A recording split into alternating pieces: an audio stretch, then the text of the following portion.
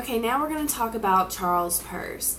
And kind of this, first we're going to talk about the state of mind, that deep reflection that he said that we must be in to really go into question about this.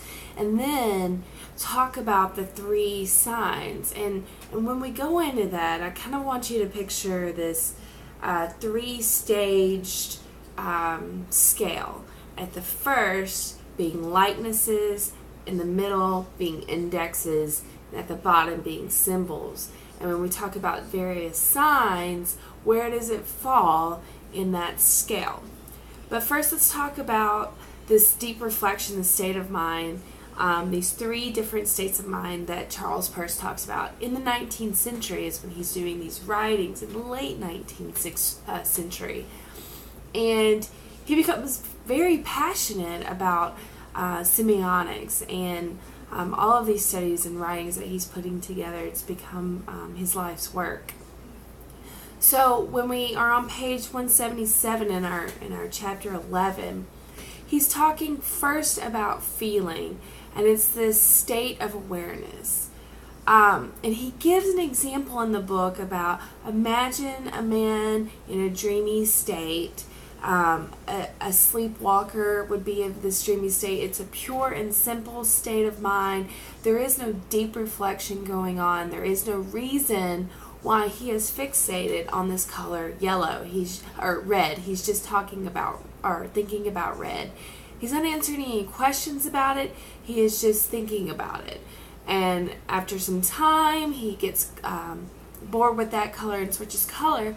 But it's to say that he has no connection to it. He is not connecting red with, sometimes in marketing we know that the color red can mean hunger, it can mean heat, it can mean so many different things as a symbol. But in this instance, it's just that pure and simple, I am just thinking about red. And so what happens to go into that second state of mind is called reaction, and that's a sense of acting or being acted upon.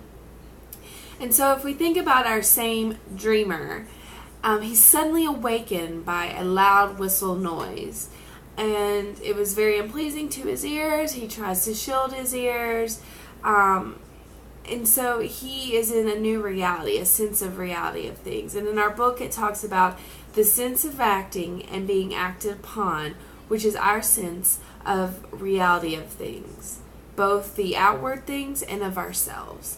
So this is something's happening. We're cognizant of this. We realize that there's this object and now it's being acted upon.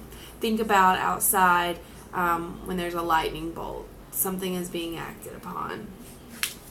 So he goes in to talk about this third state, and that is thinking, of being aware. In this state, our sleepwalker, our dreamer, gets up to close the door because he just can't stand the whistle sound anymore. When he shuts the door, the whistle stops, and he starts thinking, did my reaction have ceased that whistle noise? Did my reaction have a reaction? And so he goes back and sits back down, and he thinks about that, and he gets back up, and he opens the door again, and the whistle starts again. So that is that state of mind of thinking. He is aware of learning. So he's made that connection. If I open the door, something happens. If I close the door, something happens. And so he advances these ideas in his writings to go straight into the study of science. Next page.